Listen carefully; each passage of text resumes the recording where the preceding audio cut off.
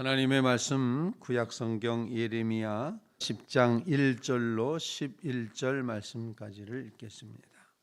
이스라엘 집이여, 여호와께서 너희에게 이르시는 말씀을 들을지어다. 여호와께서 이와 같이 말씀하시되 여러 나라의 길을 배우지 말라. 이방 사람들은 하늘의 징조를 두려워하거니와 너희는 그것을 두려워하지 말라. 여러 나라의 풍습은 헛된 것이니 삼림에서 벤 나무요 기술공의 두 손이 도끼로 만든 것이라. 그들이 은과 금으로 그것을 꾸미고 목과 장도리로 그것을 든든히 하여 흔들리지 않게 하나니 그것이 둥근 기둥 같아서 말도 못하며 걸어다니지도 못하므로 사람이 메어야 하느니라. 그것이 그들에게 화를 주거나 복을 주지 못하나니 너희는 두려워하지 말라 하셨느니라. 여호와여, 주와 같은 이 없나이다. 주는 크시니 주의 이름이 그 권능으로 말미암아 크시니이다. 이방 사람들의 왕이시여, 주를 경외하지 아니할 자가 누구리이까? 이는 주께 당연한 일이라.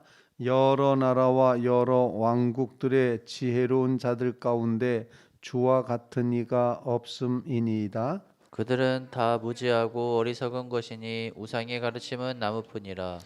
다시스에서 가져온 은박과 우바스에서 가져온 금으로 꾸미되 기술공과 은장색의 손으로 만들었고 청색 자색 옷을 입었나니 이는 정교한 솜씨로 만든 것이거니와.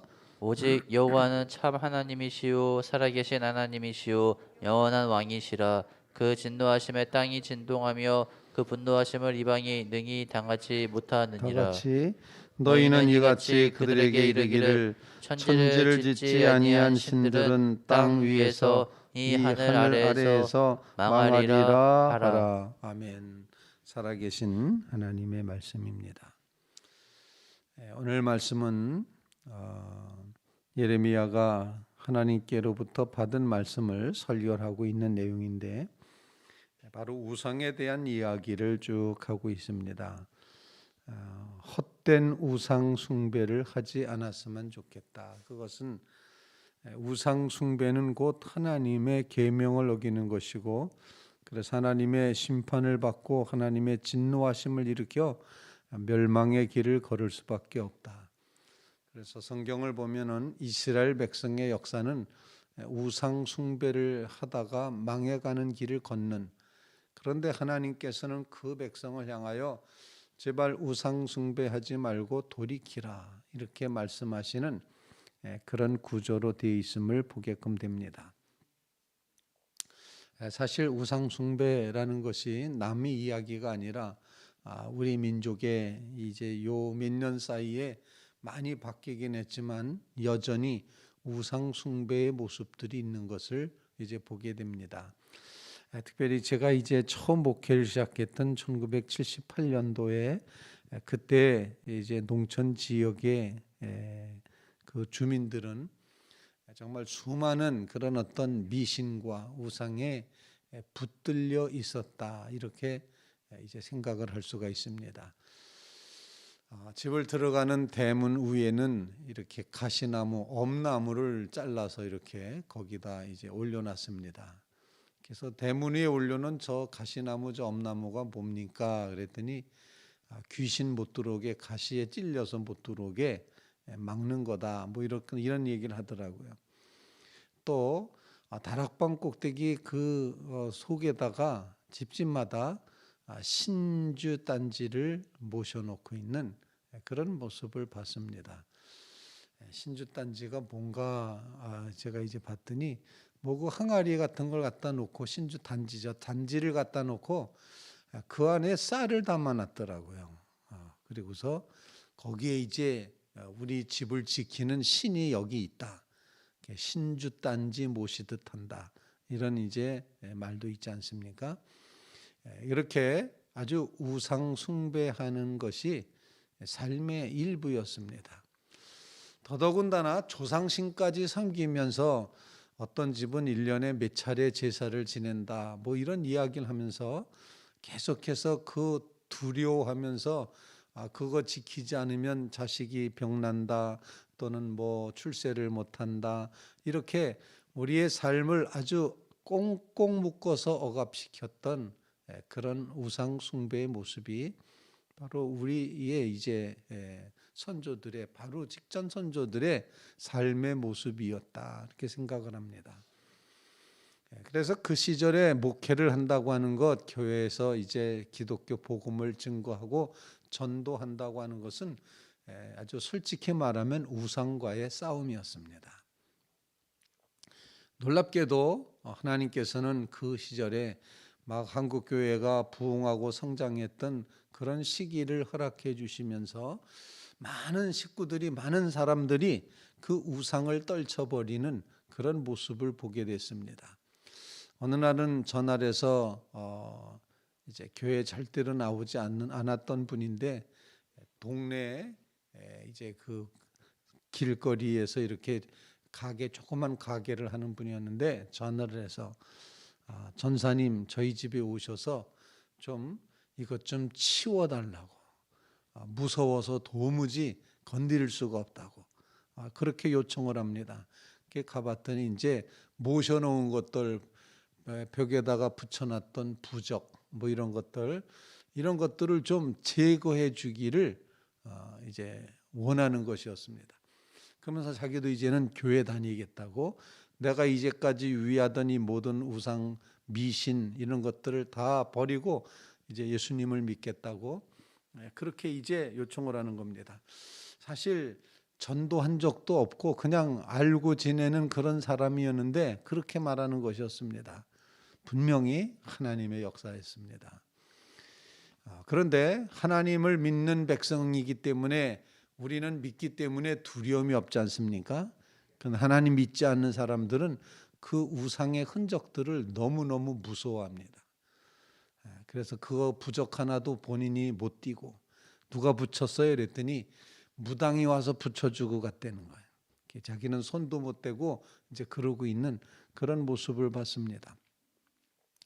그때 정말 그것을 담대함으로 다 띄어서 불살라 버리고 끌고 나가서 이제 밭에 갔다가 거기다 놓고선 불살르고, 그리고 예배를 드립니다. 하나님, 이 집이 이제까지 우상이 주인이었다면은 이제부터는 하나님이 주인이십니다. 하나님이 주인 되어 주십시오. 이렇게 하나님, 악한 영이 다시 이 집에 들어오지 못하도록 막아 주십시오. 이렇게 기도하면서 그 집에서 우상을 제거하는 일. 그런데 이제 이건 그동안 말씀 안 드렸던 거지만 목사로서 어떤 짜릿한 기쁨이 있더라고요. 아주 놀라운, 하나님이 주시는 아주 전율하는 그런 어떤 기쁨이 있더라고요. 야, 우상을 때려 부셨다, 우상을 다 진멸했다라고 하는 그런 마음을 하나님이 주시면서, 그러다 보니까 하나도 무섭지가 않습니다. 뭐 그걸 만지든 건드리든 깨트리든 태우든 아무런, 왜 이런 걸 섬기지? 이게 뭐라고 썩은 쌀을 갖다 놓고서 이게 신주단지 위한다고 그렇게 하면서 이렇게 위하지? 정말 살아계신 하나님 아니고 다른 것은 다 오늘 성경 말씀이 가르쳐 주는 것처럼 사람의 손으로 만든 것이고 꾸민 것이고 흔들리지 않게 하고, 그래서 말도 못하고 걸어다니지도 못하고 움직이려면 결국 사람이 움직여줘야 되고, 이렇게 죽어있는 우상 섬겨서 무슨 소용이 있냐 라고 오늘 예레미야가 말씀하고 있습니다. 어쩌면 우리의 삶에 우상의 모습이 옛날 같은 그런 미신의 우상은 아닐지 모르지만 여전히 우리의 삶 속에는 우상이 있습니다. 이것 없으면 안 되겠다고 붙들고 살아가는 그 모든 것들, 그것이 물질이든 그것이 건강이든 그것이 자식이든 그것이 무엇이든지 간에 우상은 우상일 뿐이다.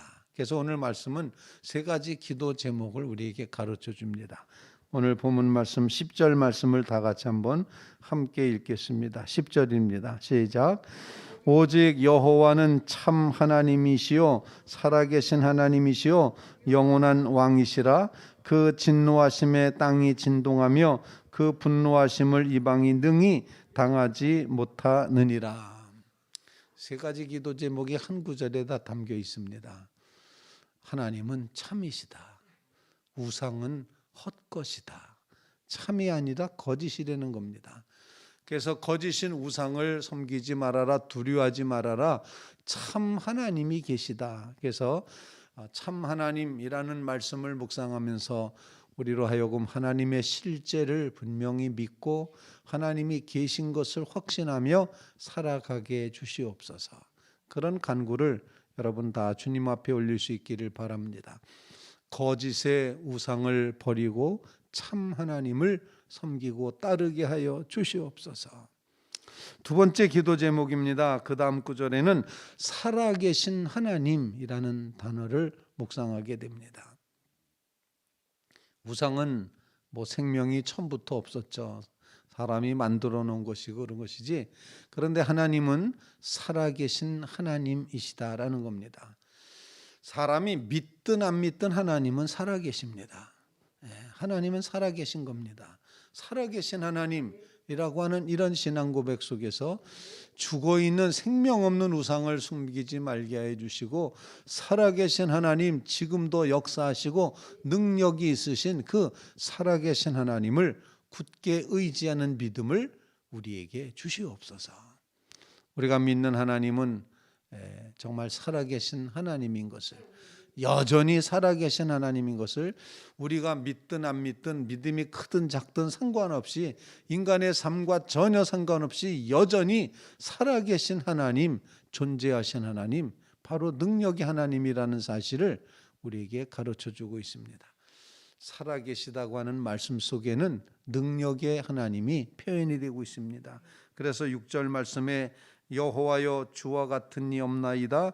주는 크시니 주의 이름이 그 권능으로 말미암아 크시니이다. 하나님의 권능이 크시다. 살아계신 하나님이시기 때문입니다. 하나님 지금도 여전히 살아계신 하나님을 믿습니다. 내가 하나님을 믿든지 안 믿든지 하나님은 살아계십니다. 세상 사람들이 어떻게 변화되든지 하나님은 여전히 살아계십니다. 역사가 어떻게 소용돌이치든지 하나님은 살아계십니다. 살아계신 하나님을 굳게 믿게 하여 주시옵소서. 그런 간구를 주님 앞에 올릴 수 있기를 간절히 바랍니다.